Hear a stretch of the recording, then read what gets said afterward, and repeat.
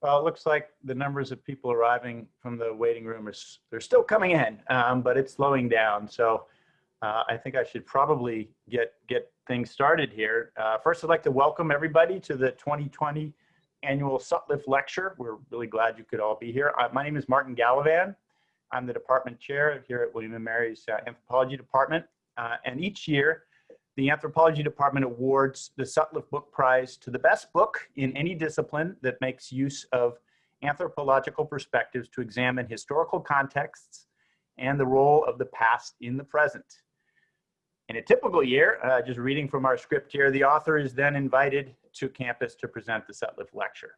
Well, we had planned to do that, to invite this year's winner to Williamsburg last spring, actually.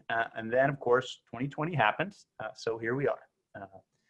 While this is perhaps not an ideal format for this event, I'm nonetheless pleased that we can proceed and thankful that all of you have joined us virtually.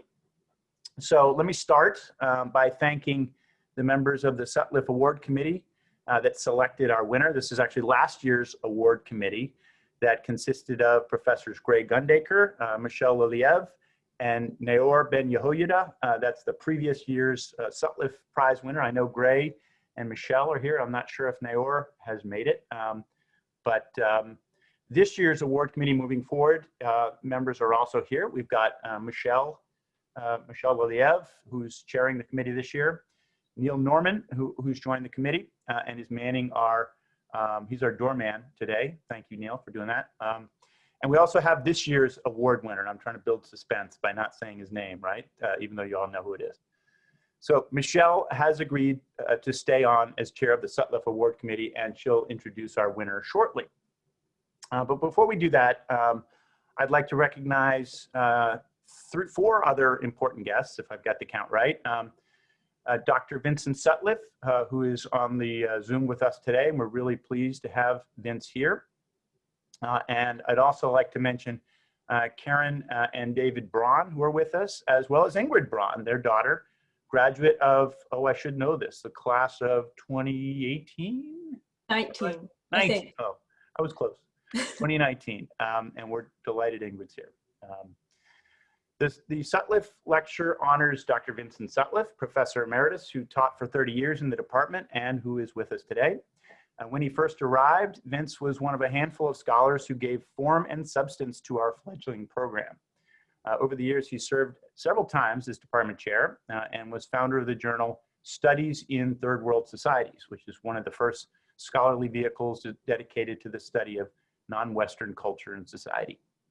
He has mentored many students, including Karen Prentice Braun, class of '87. I hope it's okay, Karen, if I said your graduation year. Class of '87, whose generous donation in honor of Dr. Sutliff has initiated the Sutliff Book Award. I'm really pleased to see that Karen is with us today, although I wish we were in the same place and going out to a nice dinner, which I've enjoyed doing a couple of times in the past. But we'll have to do it again another time. When I first arrived at William & Mary 20 years ago, Vince was a calm and welcoming presence in the department. I could hear his baritone voice from across the hall because I had the tiny little office across the hall of the most junior member of the department. He had a little nicer office across the hall with a window, but it was great to work with Vince as a colleague and as a leader in the department. So let me ask Vince if you would be willing to just say a few words to the group. Vince? Well, I send greetings from Central Kentucky to participants in the book prize lecture. And we've lived here for almost 2 years, but we missed the bird terribly. I also want to extend my congratulations to Professor Alireza Doostdar, winner of this year's award, and to commend the members of the committee for the selection of the Iranian Metaphysicals as the book of the year. I also want to thank David and Karen Braun for their generous contributions to the College of William & Mary, and more particularly for establishment of this award. Zooming for Joanne and me has been a weekly adventure. And sometimes it works and sometimes it doesn't work, as recently as yesterday. So Martin, you are to be congratulated for pulling this off. And thank you very much. And with that, I will return to a muted condition. Thanks, Vince. We're really delighted to have you with us today.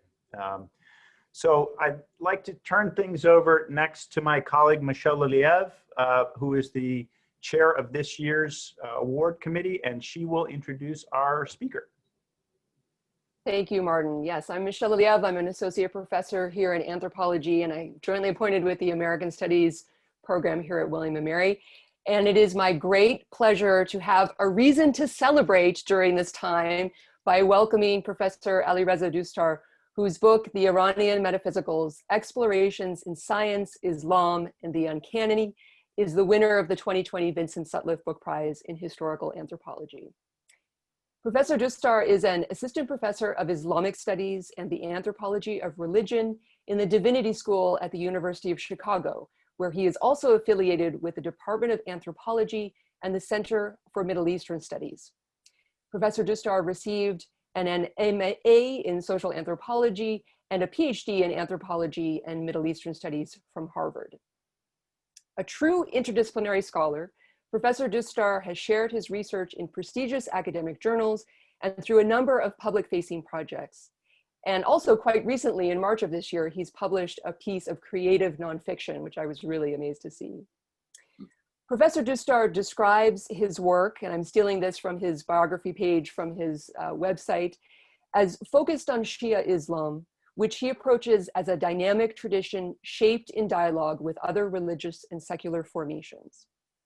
And while his ethnographic and archival research has been centered on Iran, he situates the phenomena he studies in relation to global circulations that take his research far beyond Iran's national borders.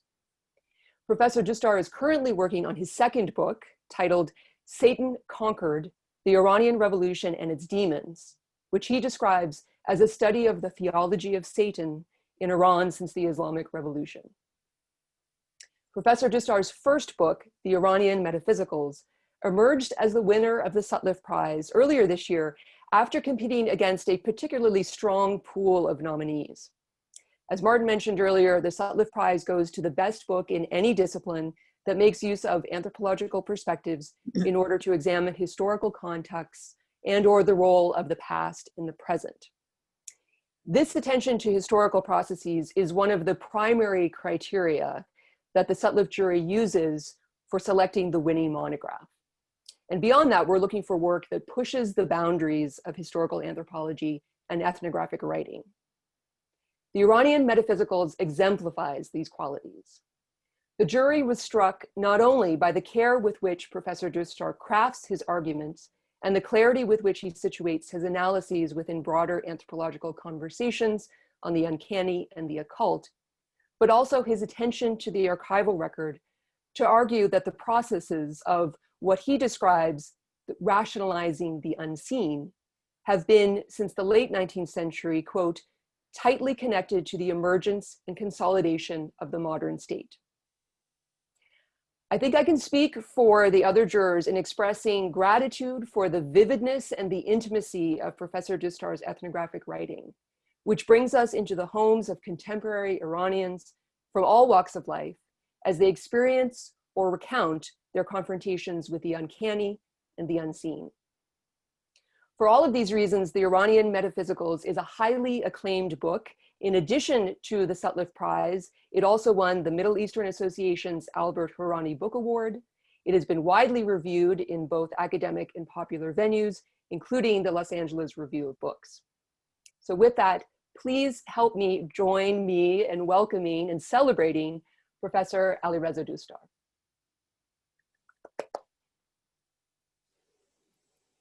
Thank you so much. It's a really real honor and delight to be here. Thank you, Professor Liliev, for that really generous and wonderful introduction.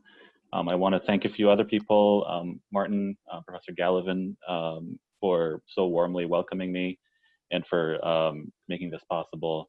The Sutlive Prize Committee Thank you very much. Thank you to Professor Sutliff. I've actually been reading a little bit into your work and really enjoying it. Hopefully I'll have something to say about it a little bit further on.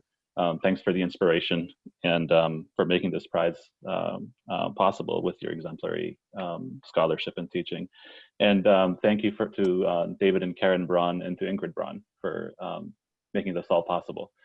What I thought I would do today was present a little bit of my work that emerges out of the book project and in some way summarizes the book project, but also makes an argument that is not explicitly made in the book. So those of you who have read the book will hopefully not be totally bored by what I have to say. And if you haven't read the book, hopefully you'll have some reasons to then look into it if you're interested. So I'm going to share my screen now. There is a PowerPoint, which hopefully you can all see. So as Professor Liliev mentioned, sorry, let me just get something straight here. Okay. As Professor Liliev mentioned, the Iranian Metaphysicals is a historical anthropology of occult exploration and spiritual experimentation in modern Iran. The book examines a range of ways in which Iranians have rationalized the spiritual since the early 20th century. That is, how they've attempted to bring their spiritual inquiries in line with the dictates of reason and the frameworks of modern empirical sciences. Now, at the heart of these attempts stands an image of so-called gullible women, zanane sadelo, a category of social persons who must be reformed or excluded if rational understanding of the spiritual is to become possible. While the circumstances of Iranian women have undergone drastic transformations over the past century, among other things, they are more educated, publicly visible, and socially active than at any other time in history, the figure of the gullible woman still erupts into public discourse from time to time. In my presentation, I will examine this image in relation to a series of shifts in forms of spiritual inquiry and the social context within which they're pursued. My argument in brief is that the gullible woman stands in for two very different sets of anxieties at the two ends of the 20th century. By understanding these anxieties, we can gain analytic purchase on the ways in which hegemonic forms of rationality have been constituted and the specific challenges and resistances they have engendered. Now, I want to begin by describing an exorcism that I observed in December 2008, and this is actually an exorcism whose description opens the book. The setting was a condominium on the 4th floor of a newly completed apartment building in a middle-class residential neighborhood in eastern Tehran. There were about 30 people in attendance, all of them adults, and roughly 2/3 of them women. The atmosphere was welcoming and exuberant, if a bit awkward, like a dinner party where half the guests don't know one another. Most of the participants were students in a series of seminars teaching a form of spirituality and alternative therapy dubbed cosmic mysticism, or interuniversalism. And that term, interuniversalism, is their own. The image that you see here is the emblem that they designed for the group. The lead exorcist, Mr. Sheda, was an instructor in cosmic mysticism whom I had met only a week earlier when I registered for his seminars. And I actually got, at some point, certified as what was called a Class 1 exorcist, which is the lowest class. But there were many higher classes that I didn't get into. He tried to hold these therapy sessions at least once a week, each lasting up to 4 hours, depending on the number of participants. The cosmic mystics called their therapeutic practice defensive radiation, or Simontology, with a PSY. In each of the sessions, Mr. Sheda was aided by a handful of student exorcists, both women and men, and they often worked on more than one patient at the same time, sometimes even alternating positions as healer and patient. One of these student exorcist patients was Zainab, a woman in her early 30s who had begun attending the cosmic mysticism seminars shortly after a painful divorce. She underwent some of the most violent possessions that I witnessed during my fieldwork. In the presence of the other exorcists, Zainab routinely entered states in which she thrashed about, kicked and stomped, screamed, growled, wept, gagged, and moaned. She alternated between pleading with her exorcists and threatening them in a deep, gravelly voice, her face contorted, eyes crossed, hair sweaty, and fingers gnarled like the claws of a menacing beast.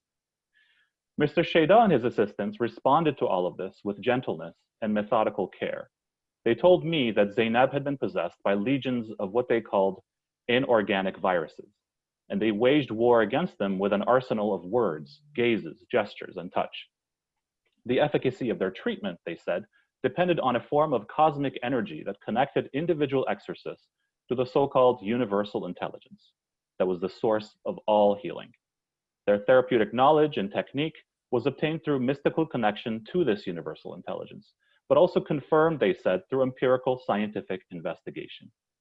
Hence, they classified radiation into different types and intensities, from -1 radiation control to defensive +4, all of which had to be activated through verbal utterance. Over time, the cosmic mystics disseminated these descriptions in their lectures and internal publications, but also in the form of books, conference papers, and patent applications. Cosmic mysticism has attracted thousands of followers all over the world in the past decade, both among Iranian diaspora and others. The group is only one of many spiritual therapeutic movements to have emerged recently, and my book charts the wider terrain of experimentalism within which they are situated. While generating considerable appeal, alternative spiritual groups like cosmic mysticism have also invited a substantial amount of controversy. Religious leaders and journalists have criticized their claims as pseudoscientific and their spiritual practices as irrational and downright dangerous. These critics have frequently singled out gullible women as the primary victims of spiritual imposters who drive them to religious deviance and sin. The causes of these women's gullibility are sometimes psychologized, sometimes rendered a matter of sociological explanation, and at other times articulated in terms of deficiencies in religious observance. So here, for instance, you see two cartoons that were published, both about cosmic mysticism. On the left, you see a depiction of an exorcism like the one that I described, with the suggestion that the exorcist is a kind of sexual predator taking advantage of young women. And the silhouette of the exorcist, who has, you'll notice the little demon's tail, it's a silhouette of Muhammad Ali Tahiri, who's the founder of the group. And then on the right, you see a woman who's announcing to her husband that she's become a mystic after taking cosmic mysticism classes. Mystic here being a valorized station or social position. The suggestion that is that women are being duped into accepting superstitious nonsense, and the husband figures in the cartoon as the voice of skeptical reason. Again, this image too obscures the fact that both women and men participate in cosmic mysticism, frequently with couples going together. So in the one on the left also, as I described, it's often a group therapy practice. The figure of the gullible woman has long served as a foil for dominant conceptions of reason.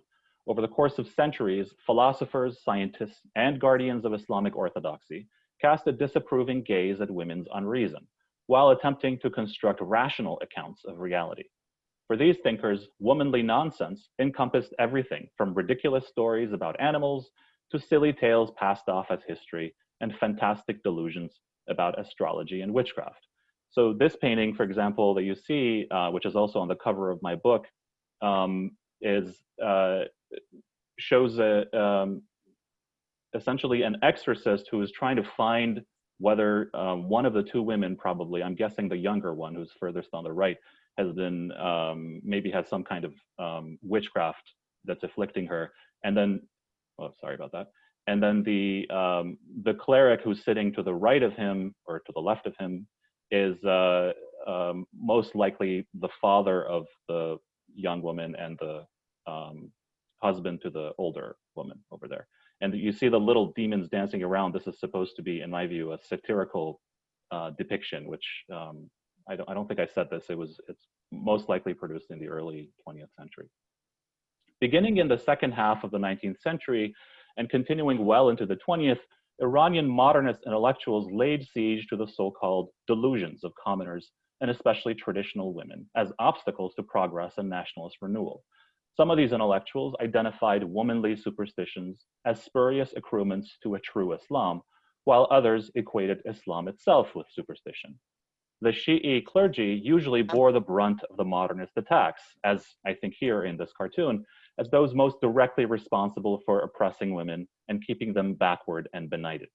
To eliminate superstition, their critics held, women needed to be educated and set free from the shackles of traditional society. I called it a cartoon. It's a painting, but I can't get over the fact that there's this kind of fantastical depiction.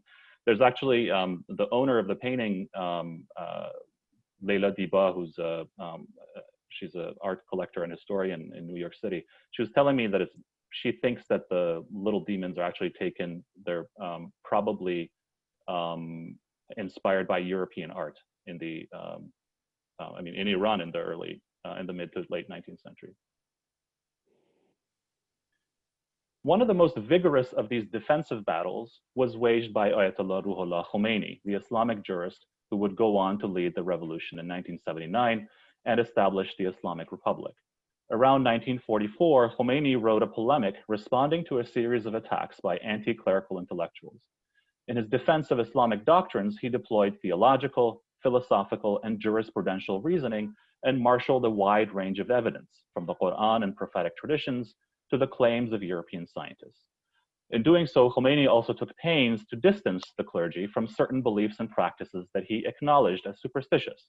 For example, he argued that those who consulted exorcists, fortune tellers, and the like, that is, the gullible women whom the modernists sought to rescue, were clearly not the pious people who had close contact with the clergy, because the clergy considered such practices to be forbidden. Now, as late as the mid-20th century, when Khomeini wrote his treatise, the controversy between the Islamic scholars and their modernist rivals turned in part on a question over who had closer access to women for the sake of reforming them. The modernists were arguing that women were ignorant because the clergy had kept them in the dark, whereas the clergy were responding that if women were ignorant, it was because the clergy could not reach them. The figure of the gullible woman, that is, stood as an index of the failure of elites, whether clerical or anti-clerical, to reach their flock. By the end of the 20th century, matters were dramatically different. As a result of policies instituted in the Pahlavi era and expanded with some adjustments under the Islamic Republic, women are now more educated than at any other point in history. Through compulsory education in primary and secondary schooling and the widely accessible post-secondary system, both women and men are trained in traditional Islamic forms of reasoning like theology, as well as being exposed to a range of other intellectual disciplines, from engineering and the natural sciences to the social sciences and humanities. According to most assessments, women now comprise over half of all university students, including in the scientific fields. And while the traditional seminary system remains dominated by men, there too, opportunities for women's learning has multiplied in recent decades. And yet, in spite of all these transformations, the figure of the gullible woman still commands attention from time to time. How can this be?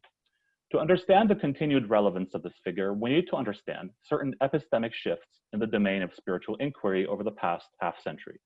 In brief, I want to argue that the proliferation of scientific articulations of spirituality has led to a kind of democratization of rational spiritual intellection. To the guardians of traditional Islamic rationality, this democratization presents both opportunities and challenges. On the one hand, it has fostered the emergence of new forms of argumentation in defense of orthodox doctrine. On the other hand, these newly available styles of reasoning have sometimes supported unorthodox conclusions. As such, the rise of scientific and experiential spirituality produces the threat of what some Islamic scholars understand as epistemological anarchy. The figure of the gullible woman functions as a convenient stand-in for the dangers of anarchy, but here the gullible woman no longer indexes a population that is out of reach to the clergy's pedagogical enterprise, but is instead a product of the thoroughgoing success of the Islamic Republic, a product of its having been all too successful. Some of these, hold on. To appreciate the shifts of the past few decades, we first have to understand that there are different pathways for rational spiritual inquiry. Some of these are characterized by a commitment to scripturalist understanding, that is, looking to the foundational texts of Islam for guidance in distinguishing truth from falsehood and the permissible from the forbidden. Within these scripturalist approaches, there are orientations that are centered on the Quran and prophetic traditions, and others that take their departure from the Quran, but proceed according to a tradition of rationalist theology with debts to the ancient Greeks. Yet another form of spiritual rationality might be called spiritual empiricism.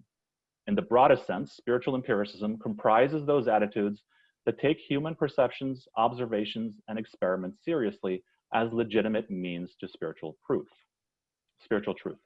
This is not an exclusively modern orientation. So in the Iban of Sarawak, Professor Sutlive has this really nice sentence where he was describing the transformations of Iban society, and he writes, this is a quote, "The new world of the Iban is not being created ex nihilo, but rather from the materials and symbols which constituted the old," end quote. And I think a very similar point can be made about spiritual empiricism in Iran. There's a whole range of ways in which pre-modern thinkers, including philosophers and mystics, drew on the data of the senses as well as experiential or visionary forms of knowledge. And my interest in the book lies primarily in the historical entanglements of older forms of spiritual empiricism with newer orientations, especially the ways in which the modern empirical sciences have inflected and reshaped spiritual understanding.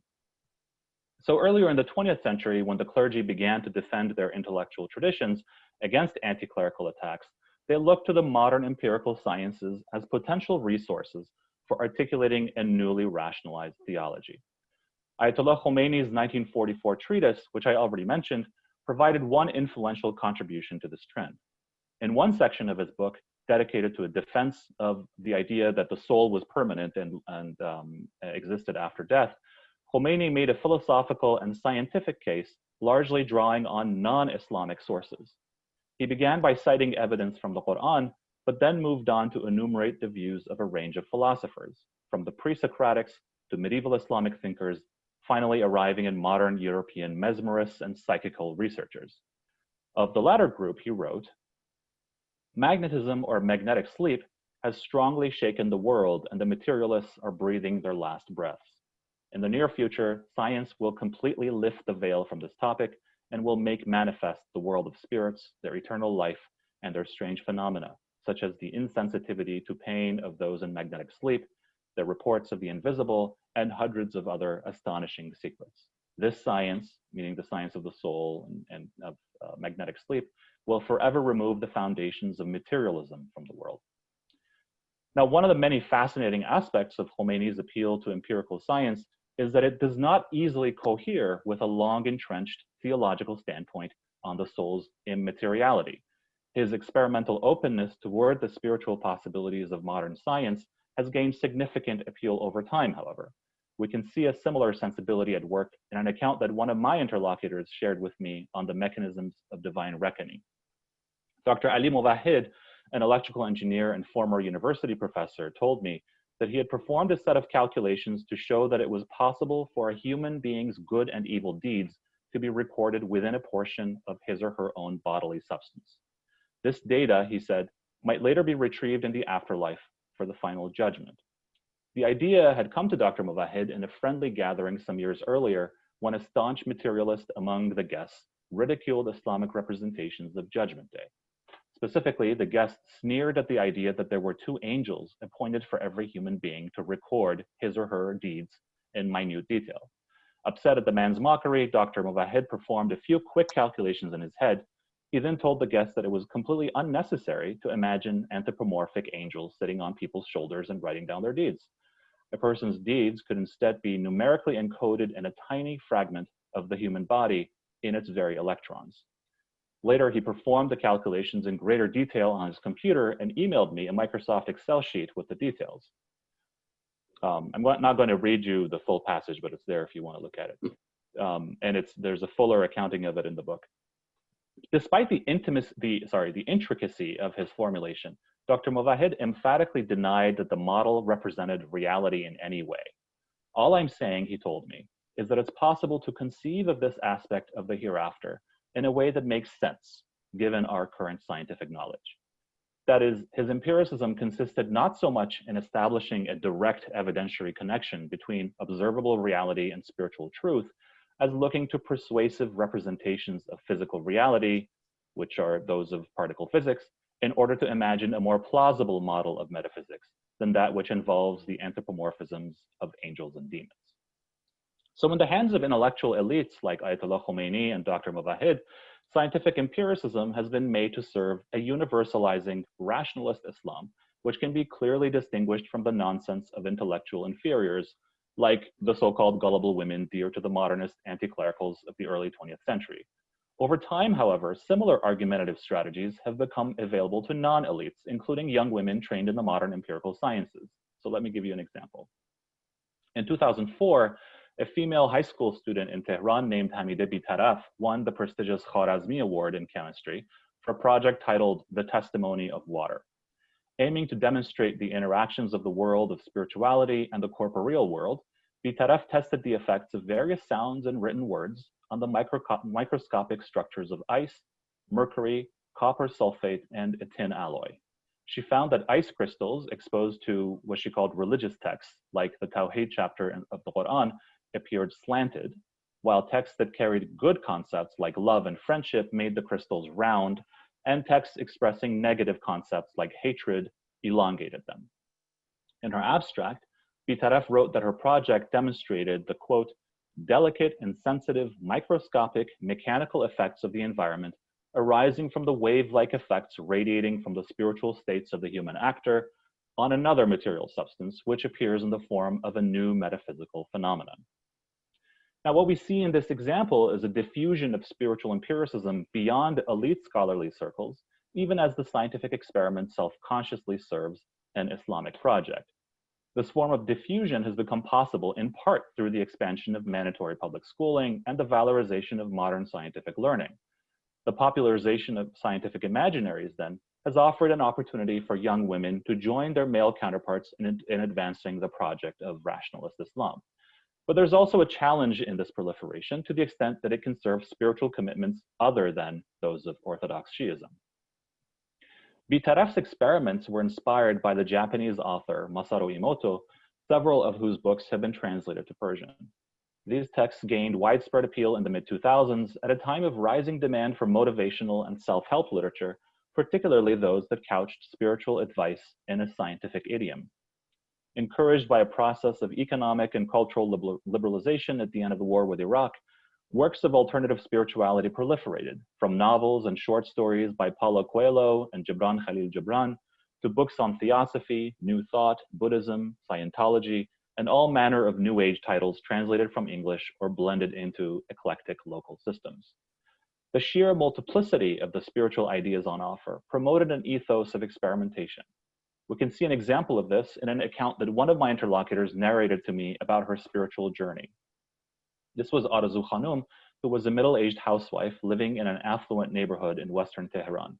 At the time of our meeting, she was 8 months into her study of cosmic mysticism and was taking classes with Mr. Sheda, the exorcist I introduced at the beginning of my presentation. But she had experimented with many other spiritual systems before getting to cosmic mysticism. She began with Buddhism and practiced meditation for a while. Later on, she read about Christianity and even considered conversion after viewing a Persian Christian satellite channel. And she read other spiritual literature, including Paul Twitchell's The Tiger's Fang on Ekankar and Mohsen Farshad's The Quantum Thoughts of Maulana Rumi, which attempts a synthesis of Sufism and quantum mechanics. Arzu Khanum's studies also opened her mind to scientific truths, particularly in the realm of quantum physics. She told me, I didn't even know what physics was before this, but now I can understand if two physicists sit here and talk to one another. Not that I've become a know-it-all, but I've understood what quantum physics is, for instance, without anyone explaining it to me, what it talks about, what it relates to. I felt it without having studied it, that everything, every cell, every moment is different from the one before it. Every state is different from the one before it and after it. So Arzu Khanum's spiritual experiments increasingly distanced her from the form of Shiism dominant in the Islamic Republic, but she ultimately viewed her path in relativistic terms as something that was suitable for her and that won the approval of her heart. For others among my interlocutors, scientific spirituality could function explicitly as an instrument for fashioning an anti-Islamic subjectivity. One example of this was Mercedes, a self-described witch whom I interviewed in 2008. At the time, Mercedes was a 24-year-old master's student in psychology who lived in a middle-class neighborhood in Western Tehran. Sometimes she received clients at a hole-in-the-wall cafe nearby, where she interpreted her clients' coffee grounds, performed tarot readings, and made appointments for more in-depth sessions at her suite. For her witchcraft, Mercedes drew on a corpus of Islamic occult science available to her in the form of lithograph-printed grimoires. These books frequently incorporate invocations based on passages from the Quran, and other Islamic sources. Mercedes attested to the efficacy of these invocations. In fact, she told me that she had learned to read the Arabic Quran not in public school, where, for those of you who don't know, the primary language is Persian, where anyway, she wasn't studying, she was horsing around during class. But instead, it was through her education in witchcraft that she learned to read the Quran. She explained the magical power of the Quran in terms of resonance and frequencies. Because Islamic prayers had been uttered for generations by supplicants seeking to satisfy some wish or other, these utterances had been ingrained in the cosmos as energetic resonances that reverberated whenever they were invoked with the requisite confidence and creative imagination. These energies, Mercedes said, followed what she called the general laws of physics, chemistry, psychology, and metaphysics. Mercedes' theory of witchcraft was a creative synthesis of her practical knowledge with her interpretation of Persian grimoires, material she had garnered from a translation of the 1948 book, The Mirror of Magic, by the Swiss-American surrealist painter Kurt Seligman, and most importantly, Rhonda Byrne's 2006 film, The Secret, which was also an Oprah bestseller for a while, and she massively promoted on her show. A dubbed version of The Secret was first broadcast on Iranian state television and became an instant sensation, spawning a series of books, CDs, calendars, stationery, and other merchandise. In Mercedes' view, The Secret was nothing less than the theoretical foundation of both prayer and witchcraft. Now, even though Mercedes routinely employed Islamic supplications in her witchcraft, she dismissed Islamic theology as nonsense. She believed in a sort of pantheistic universal energy that encompassed everyone and everything, but thought the Quran and other holy books were man-made. For the guardians of Islamic orthodoxy, people like Mercedes and Arzu Khanum are best understood as gullible women who've fallen prey to the deceptions of mystical pretenders. But among my interlocutors, there were women who strove to embody a pious sensibility even as they engaged in spiritual experiments. One of these interlocutors was Dr. Farah Adibi, a middle-aged professor of English literature. I was interested in speaking with her because I knew she had taken yoga classes, and I was curious to find out how she navigated her practices with reference to her pious Islamic commitments, which she held very dearly. She explained to me that she thought about these matters rationally. She constricted herself by what she called a lock of reason, which in practice involved asking herself how any spiritual claim measured up against a single criterion. Is it compatible with the Quran and with reliable prophetic traditions? If she was convinced that this was the case, she said, the matter becomes etched into my heart. Otherwise, she would purge it from her mind. In the mid-1990s, Dr. Adibi had found occasion to deploy her criterion while attending yoga classes. She would go for the exercise, she said, but other things would happen there as well. For example, during relaxation exercises, the teacher would ask participants to close their eyes and focus their imaginations on her words while calming music played in the background. A lot of you are probably familiar with this. Dr. Adibi had felt ambivalent about this. It wasn't bad, she said, but after doing it 2 or 3 times, I thought to myself, I'm not really where they're telling me I am, lying on the beach, swimming in the ocean, etc. What if these visualizations they're creating should become so powerful as to impact my soul and change it into something it is not? I immediately pull the handbrakes on myself. I don't allow myself to move past a certain limit, to fall prey to certain things. But some other people found great benefits in it and became stronger people. Now, while Dr. Adibi's lock of reason prevented her from a total embrace of yoga, her understanding of spirituality could not be reduced to the doctrinal positions typically articulated as orthodox. For one thing, she told me that she understood spirituality to be universal. On a visit to India, she had picked up a copy of Sri Sri Ravi Shankar's Celebrating Silence, whose title had attracted her. Waiting at the airport on her way back to Tehran, she had initiated a conversation with an Indian university professor about the book. Their shared understanding of deep spiritual concepts confirmed her belief in the universality of spiritual truth, or what she called globalization. When some individuals reach certain heights, she told me, there's a universality that takes shape.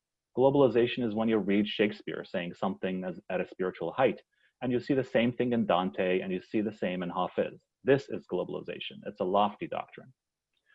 Dr. Adibi's example teaches us that commitment to rationalist orthodoxy can take myriad complex forms. Despite all her efforts then, it would not be difficult to imagine even Dr. Adibi being painted with a broad brush of gullibility.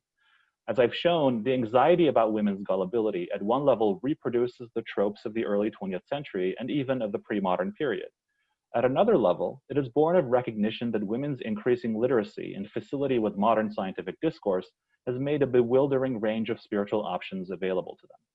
The gullible woman, that is, no longer stands simply for the uneducated and ignorant, but instead for those whose learning has exposed them to a multitude of rationalizing discourses outside of the self-consciously Islamic. A slightly different way of explaining this anxiety is to say that it focuses on the proliferation of inappropriate modes of spiritual empiricism. It's not that Islamic scholars are opposed to empirical approaches to spirituality. As we've seen, appeals to scientific empiricism are commonplace and often valorized. But in order to provide admissible evidence of spiritual truth, Islamic scholars increasingly recognize that empirical inquiry needs to be subjected to stringent disciplines and safeguards. These include not only commitment to Islamic ethical teachings, but also fidelity to the principles of rationalist theology. Without such protections, they fear that the pursuit of spiritual truth will lead to moral and epistemological anarchy. So I want to conclude with some brief remarks on the anthropology of reason. For some time now, anthropologists have bracketed questions of rationality in studying the religious or occult practices of others. These used to be fundamental questions not only for anthropologists, but for philosophers and scholars of religion as well. A central concern had to do with how conceptions of rationality could serve cross-cultural comparison. Were there universal standards by which beliefs held by different groups could be compared, or was rationality internal to specific phenomenological life worlds and the diverse language games that people played? These days, questions of rationality rarely inspire interest. There are good reasons for this, to be sure, not least of which is that anthropologists have helped us see some of the problems of the earlier debates while steering us toward other kinds of questions. Tanya Luhrmann, for example, has invited us to be more attentive to the psychological complexity of both experience and the interpretation of experience, including acts of post hoc rationalizations. Recently, some proponents of the so-called ontological turn have called for abandoning epistemological concepts like belief and knowledge altogether, suggesting instead that we open ourselves up to our interlocutors' radically different ontologies and allow ourselves to be transformed by the possibilities these alternative realities offer. Now, these approaches have all helped significantly clarify the terms of our arguments while opening productive opportunities for research. But there's an assumption running through them that rationality is primarily a concern of the analyst rather than her interlocutors. What do we make of situations like those I've described in my presentation, where rationality and affiliated notions like reason, intellect, science, and evidence appear as reflexive emic concepts tied to specific practices? I think that circumstances like these can provide rich opportunities for comparative anthropologies of epistemology, for understanding how people know things, how their forms of knowing are gendered or stratified in other ways, and how the conditions of their knowledge undergo shifts through time. They also enable us, I think, to appreciate the contingency of our interlocutors' lifeways, the historical accidents, as well as continuities that have made them into what they are today, and perhaps even some of the ways in which these contingencies and continuities are bound up with our own. Thank you.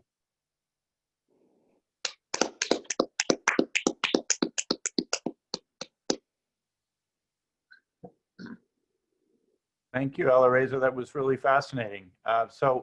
Michelle and I are going to try to tag team the Q&A so we can help you with that. And I hope we get lots of good questions from that really intriguing presentation. So I'm doing the male thing of talking when I should let Michelle. I tell you what, Michelle, I will man the chat and let you pick the raised hands or go from there.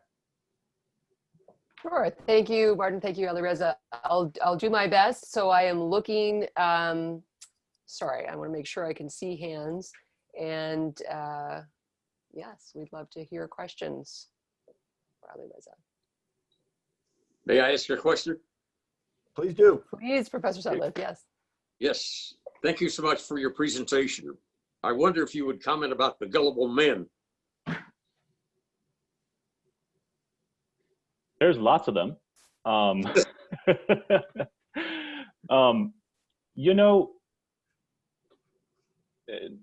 Gullible man is not exactly a social type. right? I mean, I think that it's not that people don't recognize that men can be gullible, right? That's obvious. But I think when you see journalists, when you see gullible, when you see it qualified, right, in terms of gender, or in some kind of social positioning, it's either in terms of them being women or they're being youth, right? So it's sometimes like young, gullible people. And I think the reason for this has to do with the way that it's the flip side, right? That rationality has been masculinized. Even if there's you know, that there's plenty of evidence that women rise to the highest positions, and you know, that they can be philosophers and they can be scientists and so on and so forth.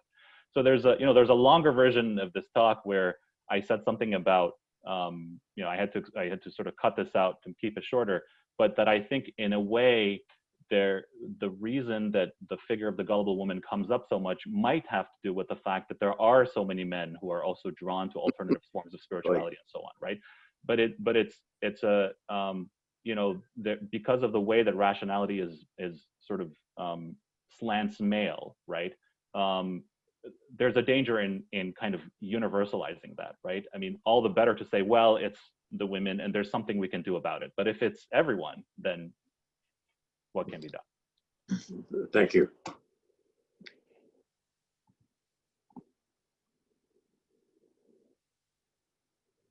Jonathan.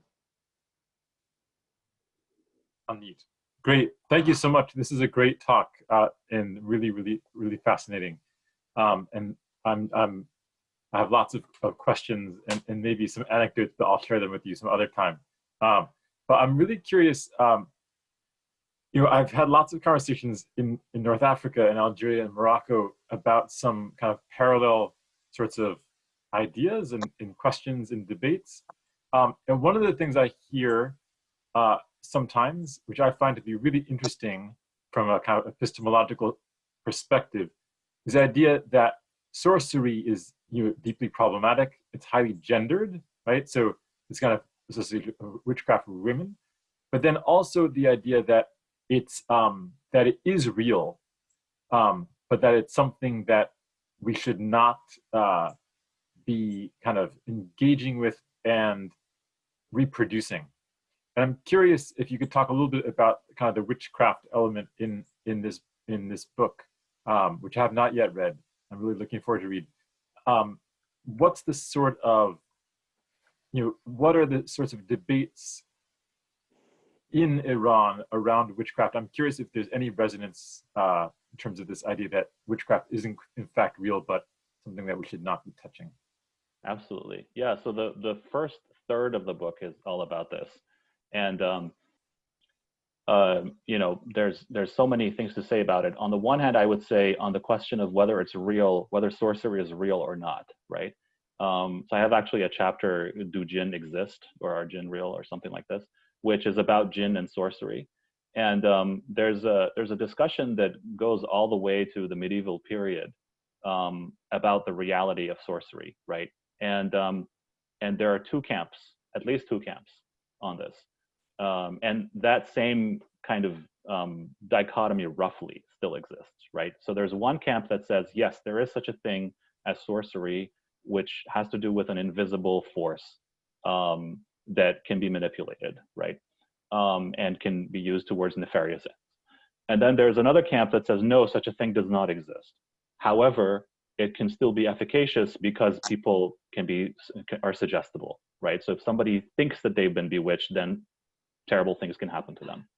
Now, what complicates this even further is that what exactly counts as sorcery doesn't exhaust what we think of, for example, you know, what the anthropological category of magic has sometimes included, right? So there's the occult sciences that sorcery might fall under, but just because somebody thinks that that sorcery is not true doesn't mean that they don't think other kinds of occult sciences can be true, right? So there are divination techniques like geomancy, for example, or there's the numerological practice of Jeffr, right? And there's talismanic magic, for instance, that might not be considered to be sorcerous. And then you have the jinn, right? So these spiritual beings who act in the world. And on that also, right, somebody might completely deny the reality of sorcery, but attest to the reality of jinn, right? And in contemporary Iran, there's the kind of gullible woman figure sometimes is associated with, is sometimes used to paint or criticize people who go to occult specialists to solve some kind of problem, like potentially being bewitched. And there's an idea that the people who are occult specialists or pretend to be, or claim to be occult specialists are actually charlatans. But then there's a whole tradition of Islamic occult sciences that is centuries old and is still practiced by very elite, very respected figures. It's not usually advertised, but if you go to the bookstores, some specialty bookstores, you can find the books. If you're keyed into the networks, you know that they exist. In some ways that we know, for example, in the Jewish tradition with Kabbalah, there's this kind of mystical sort of world where some occult sciences are also practiced. Similar to like some parts of the Catholic tradition where you see things like this practiced by elites, but they'd rather it not be kind of seeping out into the popular circles because it's too dangerous. So that's in a nutshell, but there's really a lot more to be said about it. Thank you so much. There's a question from the chat here. I hope I pronounced this correctly. So do we know whether Ayatollah Khomeini was familiar with panpsychist philosophy of mind? I do not know. That's a really interesting question. I know that he was familiar with Jules Bernard Louis, who was a French neurologist, and he had done very important work on the brain in the 19th century. He was a colleague of Charcot, the famous neurologist and researcher on hysteria in particular. And what Louis was doing in the late 19th century was he was working on things like the effects of medicine at a distance, brain emanations, and he had people in his circle who were occultists. Like Maj Papoose was one of these people, and he also had, I know there were spiritists in France at the time who were interested in his work. So Khomeini was familiar with Louis, not directly, but through an encyclopedia of the 20th century, an encyclopedia of the 20th century that was published in Egypt in the early 20th century. There may be other things there that I don't know. I mean, but Iran had a lively spiritist scene among elites in the early to mid 20th century. I haven't looked at the panpsychist connection there though. See, Andrea has a question. And you're right. Thank you very much for a rich and informative talk. I have a question regarding temporality in these epistemic shifts, because and I think you alluded to it when you were talking about neoliberalism and the entrance of, certain forms of the occult around Coelho or The Secret or those types of things. And it seems like also in 1950 when you were, that's also a time of political transitions in Iran. And so I was wondering if you could talk, it was reminding me of Evans Pritchard's observation about how new situations demand new forms of magic or something along those lines from the Azandi. And I was wondering if you could talk about that, like how much, or I guess maybe talk more about neoliberalism and the switch to the occult. Absolutely. So what actually got me interested in this project initially was the rise of occult practice in connection with economic liberalization. That's what got me into it. I mean, so you have the revolution happens in 79, and after 79, there's a strong turn towards kind of welfare state practices, not totally socialistic, but to a large extent. So there wasn't a complete eradication, let's say, of capitalist enterprise, because there were communists and socialists who would have wanted that, but the sort of dominant Islamic factions wanted to protect private property.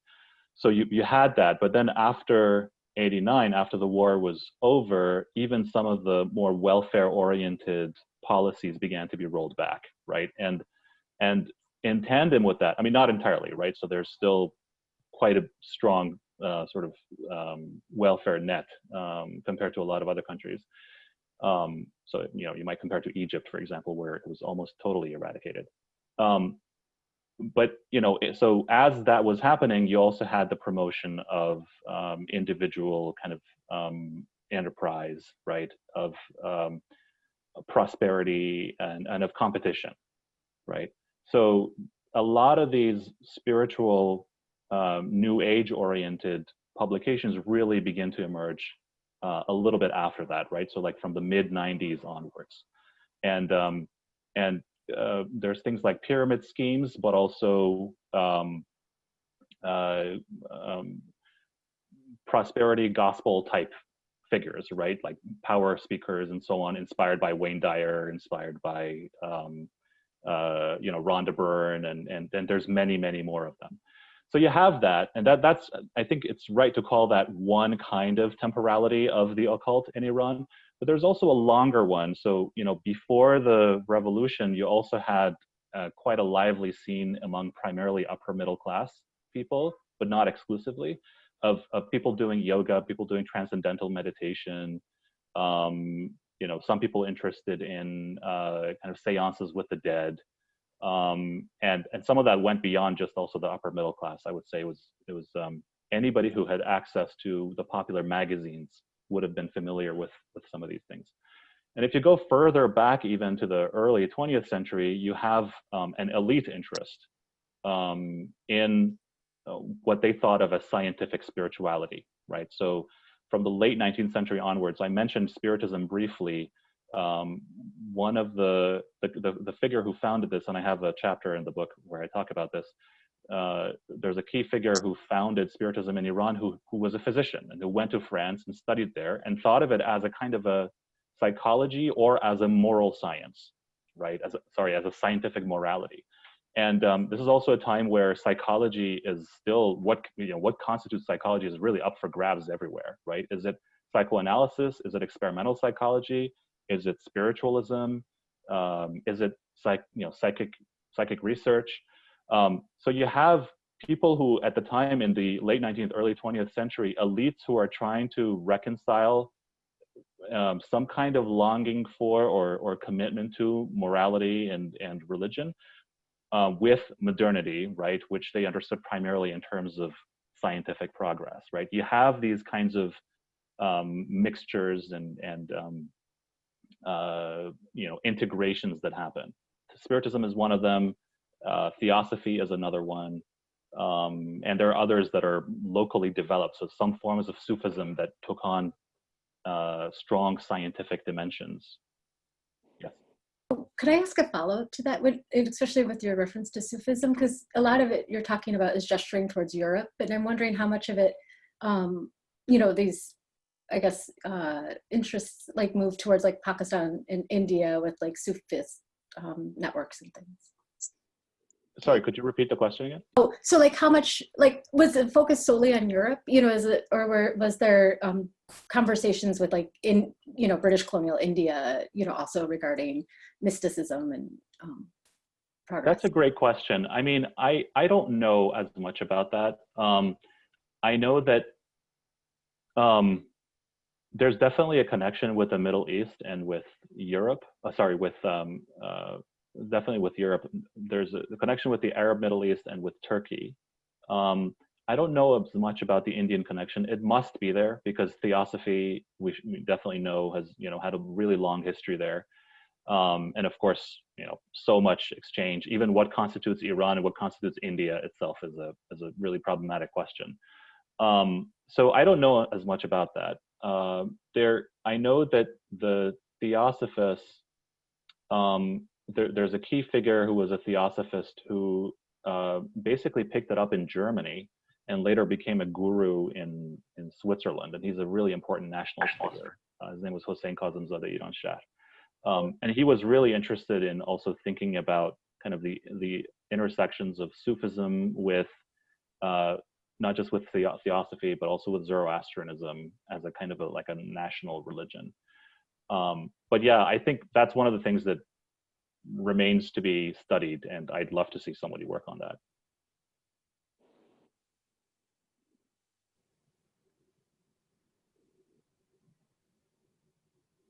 Other questions? We have a question from Samila. Hello, and thank you for the presentation. And I am from Turkey, so I also consider myself as one of those gullible women, because I do believe in the world of, you know, the jinn and possession, and mainly what we call nazar. Like, I do live in a world where these are very real, and I'm a professor of religion on the other hand too. So well, my question is, I have seen in Turkey a tendency among these traditional or orthodoxly pious women to be interested in universal spirituality, mainly the areas of like theta healing or you know, NLP and other forms of the Western, and as well as the Eastern spirituality and Feng Shui and those practices, yoga, meditation, which were considered as not belonging to the Orthodox tradition by them. But then when the government became more and more authoritarian and with the Islamist orientation, it created this tendency among people as a form of resistance or reaction to turn into universal spirituality. So do you see, as in the case of Iran, we kind of associated very much with religious authoritarianism and controlling, you know, the public sphere and religiosity. Do you see a relationship between this, you know, the interest in universal spirituality and the increase of religious authoritarianism in the country? Yeah, that's a very good question. I think that is definitely there. So, you know, you look at groups like cosmic mysticism, and one of the responses that I consistently heard from people who were interested in it was that they weren't satisfied by kind of the official line that was being offered about Islam. At the same time, there were also people who were, you know, did not think that way, right? So the example of the English university professor that I mentioned, you know, the English literature professor that I mentioned was like that. And I think there was a turning point, and maybe this is similar to what you're talking about, where initially when a lot of the alternative spirituality was kind of being published and promoted and so on, there wasn't an immediate reaction from you know, from religious authorities or from, you know, the state against any of this, right? There was a certain point in, actually right around the time that I was doing my research, so around 2007, 8 or so, when there began to circulate these murmurs that, oh, but these things don't sound a little bit fishy, right? That this isn't, because, you know, the people who were promoting them weren't saying this is not Islamic, right? It was often, even causing mysticism, the leaders promoted it as a kind of Islamic mysticism. But then this kind of consciousness started to form that, oh, this maybe isn't quite that, right? This sounds like Hinduism, or sounds like Buddhism, or it sounds like New Age, or what have you. And I think after that point, then my hunch is that more of the people who stayed with these groups were those who were sort of had this kind of counter-hegemonic type of attitude, right? At the same time, I think what's really interesting about universalism is that a lot of, you know, it's a kind of a, what do you call it? It's a sort of a multi-partisan type of interest, right? So in the early 20th century, you have Sufis who are interested in kind of thinking about Islamic mysticism as a universal that can unite Islamic mysticism with, say, Christian mysticism or with Hinduism and so on, right? If you think of perennialism, you know, that's kind of one, I think, place where you see this, but there's others. And then you have people who are thinking of sort of overcoming what they thought of as the parochialism of Islam, right? And sort of wanted to put Islam in its place and think of universalism as something that superseded it. And among those who were like explicitly anti-Islamic, right? So I think that that range has to be appreciated. So I want to kind of think about the counter-hegemonic dimension of it while also not losing sight of the fact that, even the state itself, aspects of the way that Islam is being promoted within the state have these kinds of tendencies towards universalism.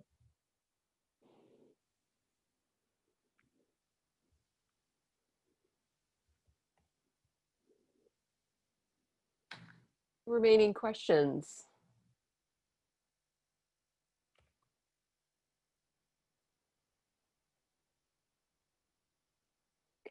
Martin, will I pass it back to you to? Sure, yeah. Well, I just want to thank Alireza for a really thought-provoking talk. Actually, the Q&A was interesting too. I've just learned a lot, and thank you for everyone who participated with questions or just by being here.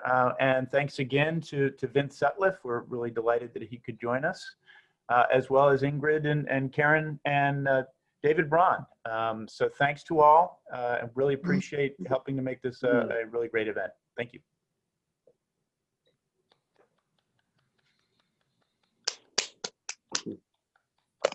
Thank you.